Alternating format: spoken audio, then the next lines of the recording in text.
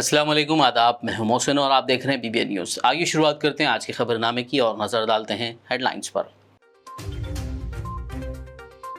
तेलंगाना के CM KCR ने मुलायम सिंह यादव को पेश किया भरपूर खिराज। अखिलेश यादव और उनके अफराद खानदान के साथ किया ताज़ियत का इजहार।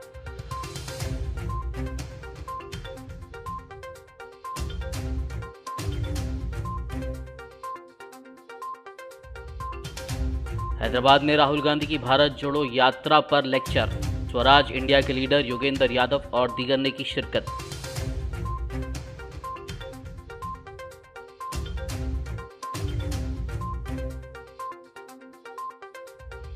Digital media publishers and broadcasters federation का क़याम। इस माह के चौथे हफ्ते में सहाफ़ियों के लिए फैक्ट चेक ट्रेनिंग प्रोग्राम का इनेकाद।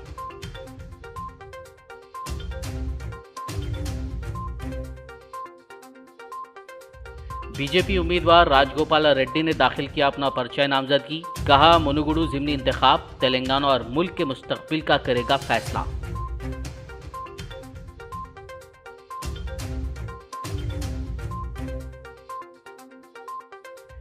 सहाफ़ियों के मसाइल हल करने का मुतालबा करते हुए तेलंगाना भर में एहतजाज।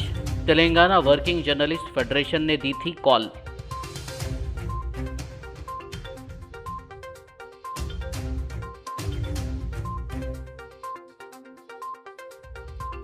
तेलंगाना भर में वीआरएस का एहतजाज। तहसील दफातर के बाहर धरना। अमले को तहसील ऑफिस में दाखिल होने से रोक दिया। देरीना मसाइल की यकसुई का मुतालबा। और अब खबरों की तफसील। तेलंगाना के वज़ीर आला के चंद्रशेखर राव ने समाजवादी पार्टी के बानी व उत्तर प्रदेश के साबिक़ वज़ीर आला मुलायम सिंह यादव को भरपूर खिराज पेश किया। केसीआर ने याद दहानी करवाते हुए कहा कि मुलायम सिंह यादव ने मशहूर सोशलिस्ट राम मनोहर लोहिया और मुजाहिद आज़ादी राज नारायण से हौसला पाकर सियासत में कदम रखा था। उन्होंने कहा कि मुलायम सिंह यादव ने 3 बार बतौर वज़ीर आला मुल्क की सबसे बड़ी रियासत की खिदमत की है। उन्होंने कमज़ोर तबक़ात की फलाह बहबूद और तरक्की के लिए काम किया। सीएम केसीआर ने अखिलेश यादव और उनके अफराद ख़ानदान के साथ ताज़ियत का इजहार किया और मुलायम सिंह यादव को भरपूर खिराज पेश किया। तेलंगाना के वज़ीर आईटी के.टी. रामाराव ने भी समाजवादी पार्टी के बानी व उत्तर प्रदेश के साबिक़ वज़ीर आला मुलायम सिंह यादव को भरपूर खिराज पेश किया। केटीआर ने इस सिलसिले में किए गए अपने एक ट्वीट में अखिलेश यादव और उनके अहल खाना से ताज़ियत का इजहार किया। उन्होंने लिखा कि यह वाकई हिंदुस्तानी सियासत में एक दौर का खात्मा है। केटीआर ने मुलायम सिंह यादव की खिदमत को याद करते हुए भरपूर खिराज पेश किया।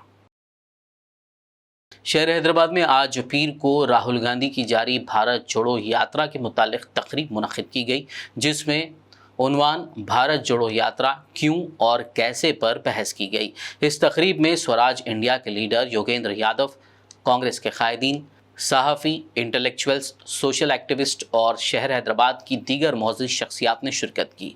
इस मौके पर योगेंद्र यादव ने खिताब करते हुए कहा कि इस वक्त मुल्क एक गैर मामूली बहरान का शिकार है, इसीलिए वो भारत जोड़ो यात्रा से वाबस्ता हैं। हालांकि वो पहले कांग्रेस पर तनकीद किया करते थे। उन्होंने कहा कि ये कोई राज नहीं है कि हम इस यात्रा की हिमायत कर रहे हैं। हम ये काम बेहतर तरीके से करने के काबिल हैं क्योंकि हम कांग्रेस में नहीं हैं। उन्होंने कहा कि इस यात्रा की हिमायत इसीलिए भी करनी चाहिए क्योंकि हम कैसा हिंदुस्तान देखना चाहते हैं, ये यात्रा तय करेगी।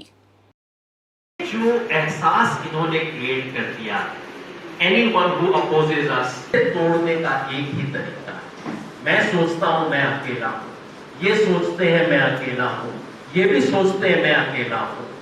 इसको तोड़ने का एक ही तरीका है कि हम तीनों एक दूसरे का हाथ पकड़ के खड़े हो जाएं और कहें हम तीनों अकेले नहीं हो सकते। This is what is required. सड़क पे खड़े होके कहना हम अकेले नहीं, इस मुल्क को तुम इस तरह से बेच नहीं सकते, तुम मेरे 3000 साल की विरासत को इस तरह आग नहीं लगा सकते, मैं होने नहीं दूं।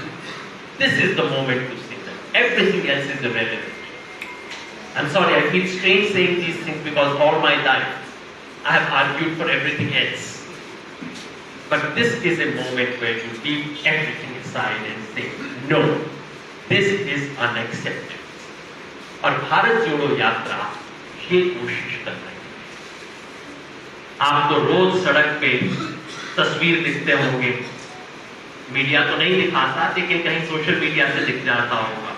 ड्रोन के इमेजेस दिखते होंगे, कभी 10,000, कभी 15,000, कभी 20,000, कभी 2,000 लोग सड़क पे चल रहे, लोग आ रहे, जहां इतना कहा जा रहा है भारत जोड़ो। ये बात अपने आप को याद दिलाती है कि कोई तोड़ने की कोशिश कर रहा होगा, इसीलिए तो जोड़ो। हम तो नारा लगाते हैं, वो तोड़ेंगे हम जोड़ेंगे। ये बात कही जा रही है कि जोड़ो, और वो सवाल उठाए जा रहे हैं जो कि इस मुल्क में काफी वक्त से उठने बंद हो गए। मंच पे किसी की हिम्मत नहीं होती इन चीजों के बारे में बोलने। कैसे इस देश का एक आदमी दुनिया का 2 नंबरी बन गया। 2 नंबरी की हिंदी में 2 मतलब होते हैं, पता नहीं उसमें होते हैं। ये जो 2 नंबरी बन गए हैं इस वक्त दुनिया के, कैसे बना, किसके पैसे से बना? ये सवाल कोई पॉलिटिकल पार्टी आज नहीं पूछती। भारत जोड़ो यात्रा में हर शाम ये सवाल पूछ लिया। याकुतपुरा रुकन असेंबली सैयद अहमद पाशा खादरी ने आज रैन बाजार बल्दी डिवीजन का दौरा करते हुए मुर्तुजा नगर ता छोटा पुल जारी ड्रेन के अलावा दीगर बल्दी तरक्याती कामों का जायजा लिया। इस मौके पर कॉरपोरेटर वासिउद्दीन, मजलिसी इब्तिदाई सुदूर मोतमदीन और दीगर मौजूद थे। याकुतपुरा असेंबली हल्के के बल्दी डिवीजन रैन बाजार इलाके में आज नकीब मिलत बैरिस्टर असदुद्दीन साहब सदर मजलिस पार्लियामेंट की हिदायत पे दौरा किया गया। यहाँ पर एक ड्रेन का काम स्टार्ट हुआ मुर्तुजा नगर से छोटे पुल तक। उसको बॉस ट्रेन में एस्टीमेट बन के मंजूरी ली, तकरीबन 1 करोड़ चिल्लर का है। वो काम का आगाज़ हुआ। यहाँ पर एक और एक प्रपोजल है, नाले की वेंडिंग है और डीप का है, रिटर्निंग वाल, ये तमाम काम तकरीबन 3-4 करोड़ का है। वो काम वो SNDP के पास है वो काम। बहरहाल ये काम शुरू हुआ, इससे थोड़ी बहुत राहत मिलेंगी मोहल्ले वालों को। उसका मुआयना किए, फिर इसके पूरे एस्टीमेट के साथ बल्दिया के इंजीनियर्स के साथ फिर एक मरतबा दोबारा यहाँ पे कल दौरा करेंगे और लोगों को ताउन करने के लिए हर घर पे इत्तला करेंगे कि इसमें थोड़ा तकलीफ होती है मोहल्ले वालों को। बहुत कंजेस्टेड गली है और गुत्तेदार से ख्वाहिश है कि काम जैसे जैसे हुआ वो काम करना बंद करते जाना। छोटे छोटे बच्चे रहते घरों में, निकलते करते रहते, किसी किस्म का पब्लिक को खतरा नहीं होना, नुकसान नहीं होना। फिर वहाँ से चंद्रा नगर के पास के 2-3 रोडों का काम था, उसका जायजा लिए, उसकी लिस्ट चेक करेंगे बल्दिया की रोडों की मंजूरात लिस्ट देख के जल्द से जल्द वो काम शुरू कराएंगे। इस दौरे में एरिया के कॉर्पोरेटर वासिउद्दीन साहब हमारे साथ थे, के सुदूर मोतमदीन थे। इंशाल्लाह यहाँ के कामों का भी जल्द से जल्द आगाज। सदर मजलिस असदुद्दीन ओवैसी की हिदायत पर कारवान रुकन असेंबली कौसर मोहिउद्दीन ने GHMC zonal commissioner, party corporators और मुकामी मजलिसी कायदीन व कारकुनान के हमरा मुख्तलिफ इलाकों का दौरा करते हुए बल्दी मसाइल का जायजा लिया। इस मौके पर उन्होंने गोताखोरों की मदद से शाहतिम तालाब से पानी के बहाव को रुकावटों से दूर किया।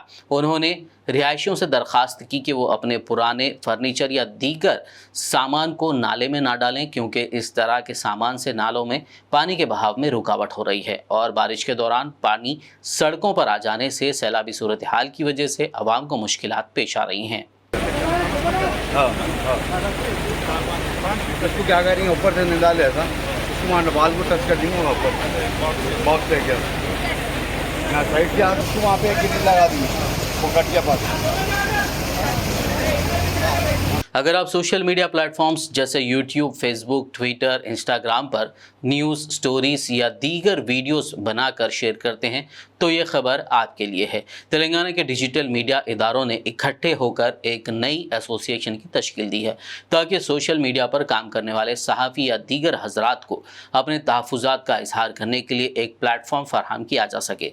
मरकज़ी हुकूमत और इंफॉर्मेशन ब्रॉडकास्ट मिनिस्ट्री की हिदायत के मुताबिक क़ायम किए गए इस प्लेटफॉर्म का नाम digital media publishers and broadcasters federation रखा गया है, जिसके सदर प्रेस काउंसिल ऑफ इंडिया के साबिक़ रुकन व हैदराबाद के सीनियर सहाफ़ी MM माजिद हैं।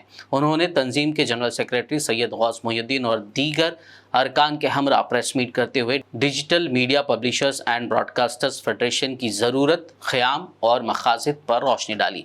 उन्होंने कहा कि digital media publishers and broadcasters federation का क़याम डिजिटल मीडिया ज़ाब्ता अखलाक और क़वानीन को मद्देनज़र रखते हुए किया गया है और सोशल मीडिया से मुंसलिक सहाफ़ी, यूट्यूबर्स, अफराद या इदारे इस फेडरेशन की मेंबरशिप हासिल कर सकते हैं। वहीं सैयद गौस मुहिउद्दीन ने बताया कि इस माह के चौथे हफ्ते में फैक्ट चेक ट्रेनिंग प्रोग्राम का इनेकाद किया जा रहा है। तमाम ज़ुबानों में काम करने वाले मीडिया बाशिंदों के लिए पहले आएँ पहले पाएँ की बुनियाद पर 5 से 6 घंटे की क्लासेस का इनेकाद किया जा रहा है। ख्वाहिशमंद उम्मीदवार 500 रुपये फ़ीस के साथ रजिस्ट्रेशन करवा सकते हैं। इस प्रेस कॉन्फ्रेंस में हबीब अली जिलानी खजानची, मोहम्मद अमजद अली, सैयद मुजतबा हुसैन, MM मोहसिन और सैयद अनस कोऑर्डिनेटर्स भी मौजूद थे। इसके लिए एक सिस्टम बनाया गया है। अगर आपके खिलाफ कोई कार्रवाई होती है, डिफेमेशन केस होता है, तो आप बड़ी मुश्किल में आएंगे। इसके लिए मुख्तलिफ कानून के मुताबिक जो कानून बनाया गया उसमें आपको एक यूनिट्स बनाने की इजाज़त दी गई है। उसके तहत आपके मसाइल का इजाला किया जाएगा। उसके साथ साथ आपको जो बुनियादी तरबियतें होनी चाहिए, क्योंकि कई लोग शौकिया तौर पर इस प्रोफेशन में आ जाते हैं और वो यूट्यूबर्स हों या सोशल मीडिया के दीगर प्लेटफॉर्म्स हों, उसकी रेगुलेशन के लिए यहाँ एक digital media publisher broadcaster federation की बुनियाद यहाँ कायम की गई। हैदराबाद में भी यूनिट कायम की गई है।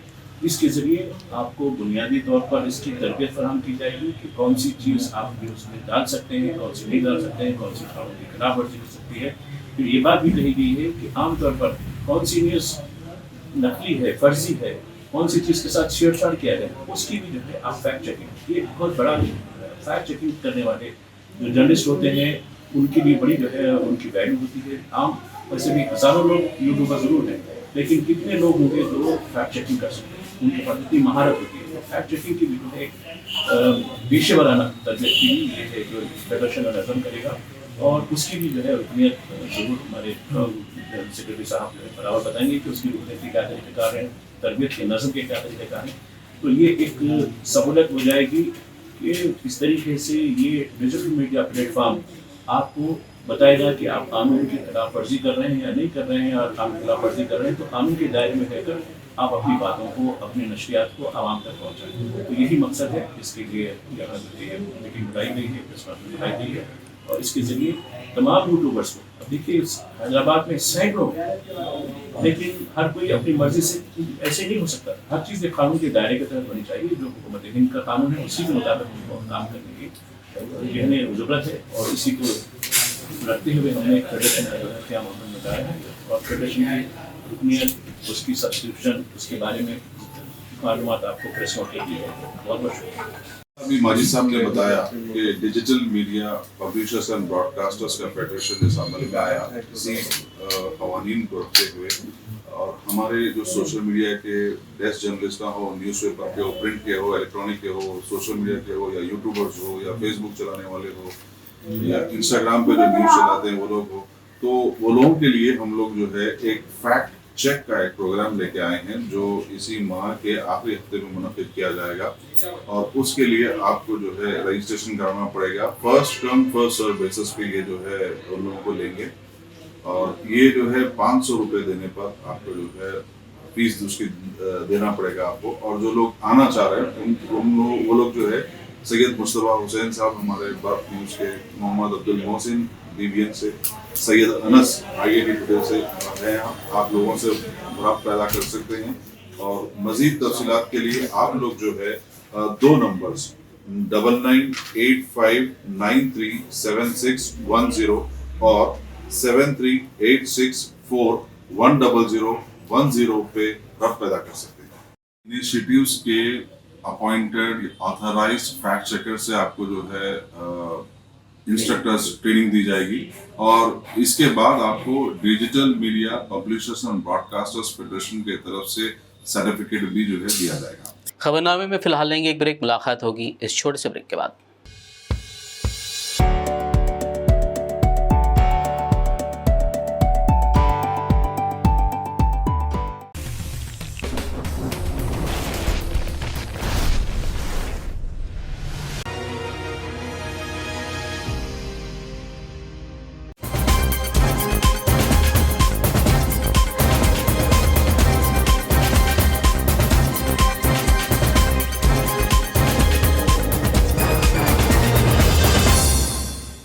ब्रेक के बाद खबरनामे में आपका दोबारा खैर मकदम है। आइए बढ़ते हैं मजीद खबरों की जानिब। पोस्टल डिपार्टमेंट मुल्क के क़दीम तरीन डिपार्टमेंट्स में से एक है जो मुल्क की समाजी व इक़्तिसादी तरक्की में अहम किरदार अदा करता है। ये एक ऐसा इदारा है जो न सिर्फ मुल्क के अंदर बल्कि मुल्क की सरहदों से बाहर भी दूसरे ममालिक तक पहुंचने में हमारी मदद करता है।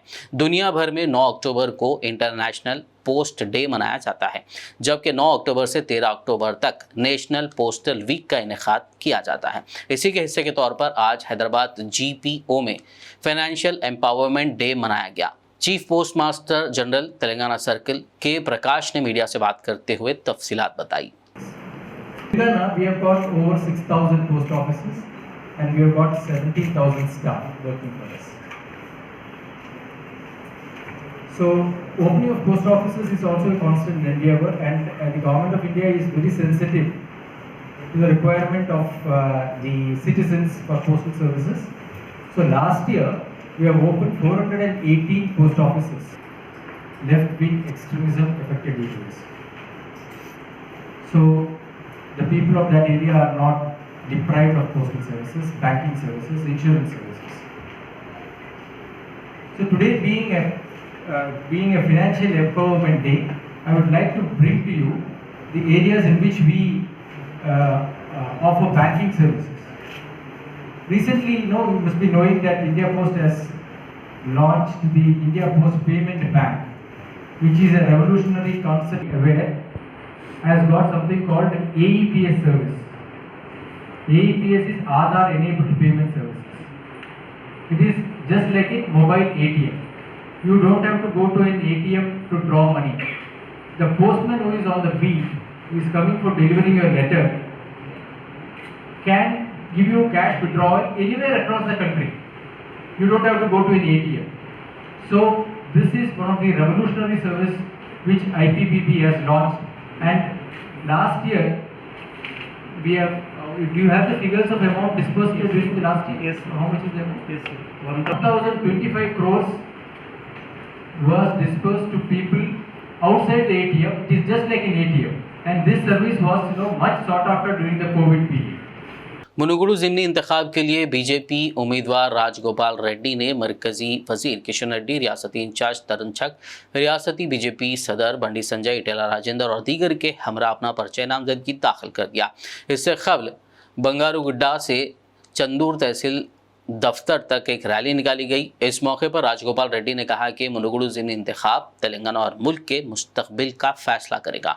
उन्होंने इल्ज़ाम लगाया कि तेलंगाना को रियासत का दर्जा दिलाने के लिए जिद्दोजहद करने वालों को रियासत में कोई मुनासिब मुकाम नहीं दिया गया। इस मौके पर उन्होंने CM KCR और वजीर KTR पर खूब तनकीद की। ఒక్కతాటి మీదకి వచ్చి మీ అందరినీ కేవలం ఒకటే ఒక అభ్యర్థన చేస్తున్నా, ఒక వ్యక్తి సంవత్సరాల కాలం ముందు తన పదవికి రాజీనామా చేసి ప్రజల్లోకి వెళ్ళిపోయిన పరిస్థితి వచ్చిందంటే ఇంత బలమైన కారణం ఉంటే ఈ తెలంగాణ రాష్ట్రంలో ఒక కుటుంబ పరిపాలన చేసుకుంటూ కుటుంబ దోపిడీ చేసుకుంటూ వివక్ష చూపుతున్న ప్రజాస్వామ్యాన్ని కూడి చేసిన ఒక నియంతలాగా పరిపాలిస్తున్న ఈ ముఖ్యమంత్రికి బుద్ధి చెప్పాలని చెప్పి వచ్చింది. ప్రతిపక్షం లేకుండా చేసి ప్రజలు ఎన్నుకున్న ప్రతిపక్ష ఎమ్మెల్యేలకు కనీసం అపాయింట్మెంట్ ఇవ్వకుండా ఒక రాచరిక పాలనలాగా చేసుకుంటూ పోతున్న ఈ ముఖ్యమంత్రి కనువిప్పు కలగాలంటే ఈ తెలంగాణ సమాజం అంతా ఆలోచించాలని చెప్పి మునుగోడు ప్రజల ఆత్మగౌరవం దెబ్బతినేలాగా వాళ్ళు ఎన్నుకున్న ప్రజాప్రతినిధికి అపాయింట్మెంట్ ఇవ్వకుండా కేవలం అభివృద్ధి అంటే సిద్దిపేట, సిరిసిల్ల, గజ్వేల్కే పరిమితం చేసి మొత్తం అధికార యంత్రాంగాన్ని అస్తవ్యస్తం చేసి सहाफ़ियों के मसाइल हल करने के लिए तेलंगाना वर्किंग जर्नलिस्ट फेडरेशन के ज़ेर एहतमाम हेलो जर्नलिस्ट चलो कलेक्ट्रेट प्रोग्राम मुनक़िद किया गया। हल्के असम्बली खुतबुल्लापुर के शाहपुर नगर उशोदया टावर से रियासती काउंसिल मेंबर चिंतलस रहनेवास की क़यादत में रैली का आगाज़ किया गया। इस मौके पर TWJF खुतबुल्लापुर के सदर गड्डा मीदा अशोक और जनरल सेक्रेटरी सुरेश गौड़ के अलावा दीगर की गसीर तादाद ने शिरकत की। इस मौके पर ज़िला कलेक्टर को एक याददाश्त पेश करते हुए सहाफ़ियों को दरपेश मसाइल से वाकिफ़ करवाया गया और उनके हल के लिए हुकूमत से नुमाइंदगी करने का मुतालबा किया गया। రాష్ట్ర కమిటీ పిలుపు మేరకు ఈరోజు జర్నలిస్ట్ డే కార్యక్రమాన్ని చేపట్టడం జరుగుతుంది. ఇందులో భాగంగా ఈ మధ్యలో సుప్రీంకోర్టు జస్టిస్ రమణ గారు అర్హులైన జర్నలిస్టులందరికీ ఇండ్ల స్థలాలు ఇవ్వాలని తీర్పు ఇచ్చిన విషయం అందరికీ విదితమే. ఈ తీర్పు నేపథ్యంలో ఫెడరేషన్ ఆధ్వర్యంలో ఇండ్ల స్థలాలు ఇవ్వాలని చెప్పి రాష్ట్రంలోని 33 జిల్లా కేంద్రాలలో జిల్లా కలెక్టర్ కార్యాలయ రాష్ట్ర కమిటీ పిలుపు మేరకు ధర్నా చేస్తున్న విషయం కూడా అందరికీ తెలుసు. మిత్రులారా, జర్నలిస్టుల జీవితాలు ఏందనేది మీ అందరికీ తెలుసు. దుర్భరమైన జీవితాలు, అనేక మంది సొంత ఇండ్లు లేక కిరాయి ఇండ్లలో దుర్భరమైన జీవితాలను గడుపుతున్నారు. ఎన్నో ఏళ్లుగా జర్నలిస్టులకు ఇళ్ల స్థలాలు ఇవ్వాలని డిమాండ్ చేస్తూనే ఉన్నాం. గతంలో ఫెడరేషన్ ఆధ్వర్యంలో కూడా ధర్నా కార్యక్రమాలు చేపట్టడం జరిగింది. అయితే కేసీఆర్ గారు ప్రభుత్వం వచ్చి 8 సంవత్సరాలు అవుతుంది. అనేక సందర్భాలలో ఇళ్ల స్థలాలు ఇస్తామని ప్రభుత్వ పెద్దలు హామీ ఇస్తున్నప్పటికీ ఆచరణకు నోచుకోవడం లేదు. సుప్రీంకోర్టు తీర్పు ఇచ్చిన ఈ నేపథ్యంలోనైనా అర్హులైన జర్నలిస్టులందరికీ ఇళ్ల స్థలాలు ఇవ్వాలని డిమాండ్ చేస్తున్నాం. అదేవిధంగా జర్నలిస్టులకు ఇస్తున్న ఆర్టీసీ రాయితీ అయితేనేమి, రైల్వే రాయితీ అయితేనేమి సరిగ్గా ఉపయోగపడడం లేదు. కరోనా నేపథ్యంలో రైల్వే రాయితీని ఎత్తివేయడం జరిగింది. आदिलाबाद ज़िले में मुस्तैक़ सहाफ़ियों को मकानात और प्लॉट्स के अलॉटमेंट के अलावा दीगर दरपेश मसाइल के हल का मुतालबा करते हुए एहतजाज तेलंगाना वर्किंग जर्नलिस्ट फेडरेशन की कॉल पर किया गया। एहतजाजी सहाफ़ियों ने एडिशनल कलेक्टर नटराजन से मुलाकात करते हुए एक अर्जी पेश की और मसाइल को हल करने हुकूमत से नुमाइंदगी का मुतालबा किया। इसी तरह district civil relation department officer को भी एक याददाश्त हवाले की गई। इस प्रोग्राम में तेलंगाना वर्किंग जर्नलिस्ट फेडरेशन के सदर और जनरल सेक्रेटरीज के अलावा दीगर अराकीन ने शिरकत की। ప్రభుత్వం నుంచి కూడా ఇప్పటిదాకా జర్నలిస్టులకు ఎలాంటి ప్రయోజనాలు రాలేదు. అందుకని చెప్పేసి ప్రభుత్వం తప్పనిసరిగా ఇళ్ల స్థలాలతో పాటు ఇల్లు కట్టి నిర్మించి ఇవ్వాలా. మళ్ళీ వీటితో పాటు జర్నలిస్టులకు బస్ పాస్ 50% ఇప్పుడు ప్రజెంట్ 1/3 అంటే 50% అయితే వర్తిస్తున్నది. కానీ జర్నలిస్టు అంటే అనునిత్యం వార్తల నిమిత్తం వివిధ ప్రాంతాలకు పోవాలంటే ప్రాంతాలకు వెళ్తుంటారు కాబట్టి వాళ్ళతో పాటు వాళ్ళ కుటుంబ సభ్యులకు కూడా 100% రాయితీ ఇచ్చి వాళ్ళ కుటుంబ సభ్యులకు కూడా బస్ పాస్ రాయితీ వర్తింపజేయాలా. ఇప్పుడు ప్రత్యేకంగా ఇప్పుడు ప్రభుత్వం దళిత బంధు అని చెప్పేసి ఒక పథకం తీసుకొచ్చింది. అంత సేమ్ ఆ పథకం మాదిరిగానే జర్నలిస్టులకు కూడా జర్నలిస్ట్ బంధును ప్రవేశపెట్టి వాళ్ళ ఆర్థికంగా తోడ్పాటును అందించాలి వాళ్ళకు. మరి వీటితో పాటు రైల్వే పాస్ కూడా గత సంవత్సరం ఇస్తుండే. మరి ఈసారి ఇంకా జీవో విడుదల కాలేదు. కేంద్ర ప్రభుత్వం వెంటనే రైల్వే పాస్కి సంబంధించిన జీవోను పునరుద్ధరించి వెంటనే రైల్వే పాస్లు అందించాలా. అలా ఇంకా వీటితో పాటు జర్నలిస్టులు ఎదుర్కొంటున్న అన్ని సమస్యలు కూడా పరిష్కరించాలని కోరుతున్నాను. कोड़ंगल रुकन असेंबली पटनम नरेंद्र रेड्डी ने मुनुगु ज़िमनी इंतखाब की तशहीरी मुहिम के हिस्से के तौर पर आज चंदूर मंडल के नरमाट और कोंडापुरम गांव का दौरा किया। इस मौके पर रुकन असेंबली ने किसानों और ख़वातीन के अलावा मर्द हजरात से बात की। इस दौरान मुकामी कांग्रेस पार्टी कायदीन और कारकुनान ने रुकन असेंबली पटनम नरेंद्र रेड्डी की मौजूदगी में TRS पार्टी में शमूलियत इख्तियार कर ली। इस दौरान ज़िला library chairman Sasam Ramakrishna, PACS chairman Bhim Reddy, Subhash, साबिक MPTC हनुमंत के अलावा दीगर TRS कायदीनों कारकुनान मौजूद थे। जिले कामारेड्डी के बांसवाड़ा तहसीलदार दफ्तर के रूबरू VRS ने एहतजाज करते हुए तहसील ऑफिस के अफसरों और अमले को दफ्तर में दाखिल होने से रोक दिया। उन्होंने तहसील ऑफिस के मरकजी दरवाजे पर फ्लेक्सी बोर्ड बांध कर धरना दिया। एहतजाजी VRS ने मसाइल हल ना होने की सूरत में एहतजाज में शिद्दत पैदा करने का इंतबा दिया। 78 రోజులు అవుతున్న ప్రభుత్వం ఇప్పటికి ఎలాంటి స్పందన లేదు. మేము మొన్న 13వ తారీఖు నాడు అసెంబ్లీ ముట్టడి చేసినాడు. ఆ రోజు కేటీఆర్ గారు అసెంబ్లీలోనే చర్చలు జరిపి మరి నేటికి మళ్ళీ 78 రోజులు అవుతున్నా ఇప్పటికి ఎలాంటి స్పందన లేకపోవడంతో ఇక నుండి మేము రోడ్లపైనే ఈరోజు తహసీల్దార్ ఆఫీస్, రేపు RDO ఆఫీస్, ఎల్లుండి కలెక్టర్ ఆఫీస్, ఇలాగే 17వ డేట్ నుండి నిరాహార దీక్షల కార్యక్రమాన్ని కూడా పిలుపునివ్వడం జరిగింది రాష్ట్ర జేఏసీ. ఆ రాష్ట్ర జేఏసీ పిలుపు మేరకి మేము ఈ కార్యక్రమాలను చేపడుతూ ఉన్నాం.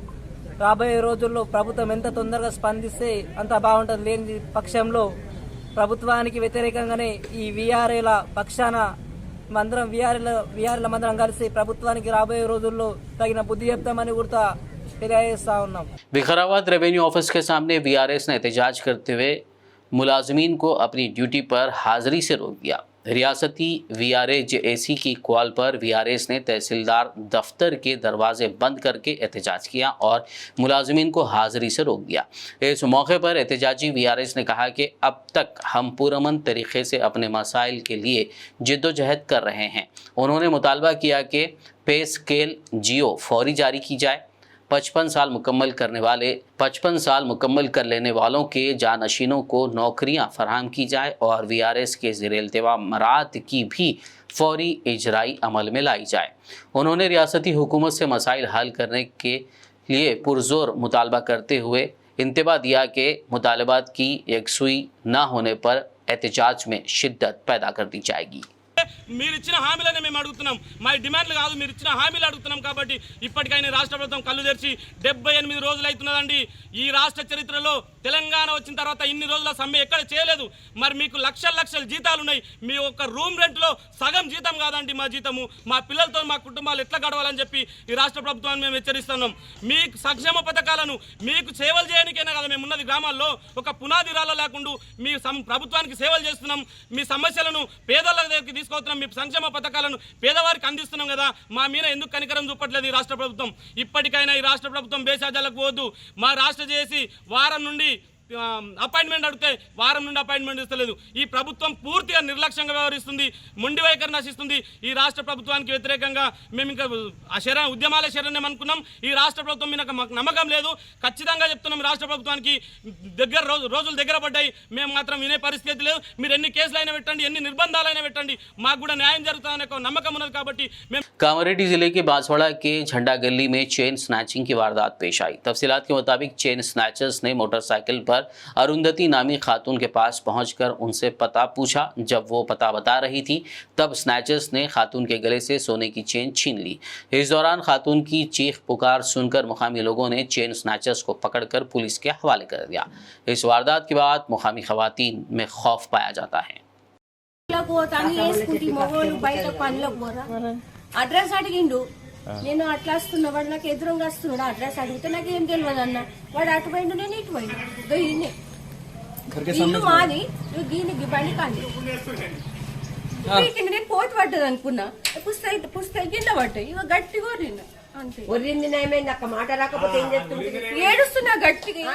आदिलाबाद में जश्न मिलादुन्नबी सल्लल्लाहु अलैहि वसल्लम जुलूस का शानदार इनेकाद अमल में आया।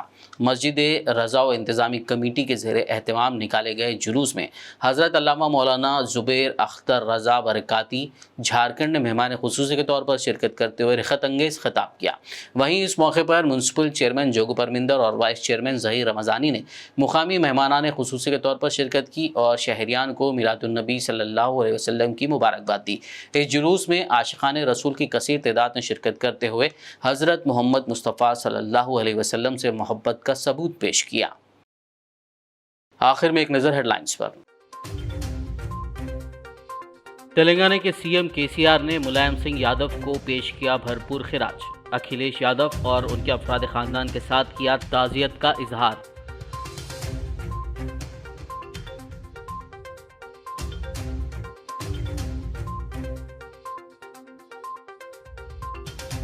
हैदराबाद में राहुल गांधी की भारत जोड़ो यात्रा पर लेक्चर। स्वराज इंडिया के लीडर योगेंद्र यादव और दीगर ने की शिरकत।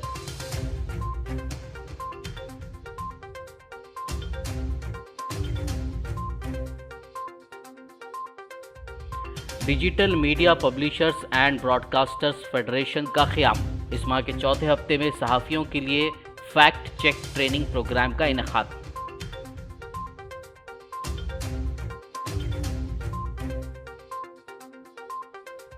बीजेपी उम्मीदवार राजगोपाल रेड्डी ने दाखिल किया अपना पर्चा नामजदगी। कहा, मुनुगुडू ज़िमनी इंतखाब तेलंगाना और मुल्क के मुस्तकबिल का करेगा फैसला।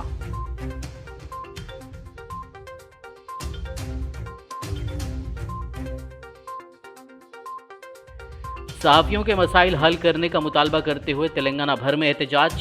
तेलंगाना वर्किंग जर्नलिस्ट फेडरेशन ने दी थी कॉल।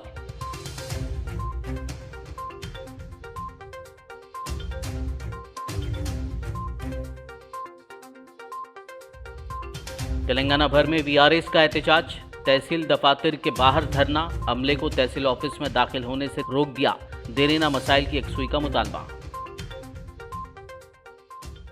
खबरनामे में फिलहाल बस इतना ही। ताज़ा तरीन अपडेट्स के लिए देखते रहिए BBN न्यूज़। यूट्यूब और फेसबुक पर मौजूद हमारे वीडियोस को लाइक और शेयर ज़रूर कीजिए। BBN चैनल के व्यूअर्स के लिए एक अहम इत्तला। अब BBN चैनल का टेलीकास्ट भारत भर में हो रहा है। हमारे व्यूअर्स भारत में कहीं भी टीवी पर अब BBN चैनल देख सकते हैं। स्क्रीन पर BBN चैनल की टेलीकास्ट डिटेल्स दस्तयाब हैं। इसके अलावा भारत भर में किसी भी एरिया में अगर आप BBN चैनल देखना चाहते हैं तो आप अपने केबल ऑपरेटर को इसके लिए कह सकते हैं। आपकी डिमांड पर वो ज़रूर BBN चैनल टेलीकास्ट करेंगे, क्योंकि BBN एक फ्री टू एयर चैनल है। इसके लिए आपको सिर्फ हमारे दिए गए नंबर पर केबल ऑपरेटर से कॉल या व्हाट्सएप पर मैसेज करवाना है। हम आपके केबल ऑपरेटर तक BBN चैनल पहुंचा देंगे, जिससे वो आपके एरिया में टेलीकास्ट कर सकते हैं। इसके लिए चैनल की हमारी पूरी टीम लगातार काम कर रही है ताकि आप तक BBN चैनल को पहुंचाया जाए। इसके अलावा BBN चैनल को भारत भर में रिपोर्टर्स की ज़रूरत है। अगर आप सहाफ़ी हैं और BBN चैनल से जुड़ना चाहते हैं तो आप भी दिए गए नंबर पर रब्त कर सकते हैं।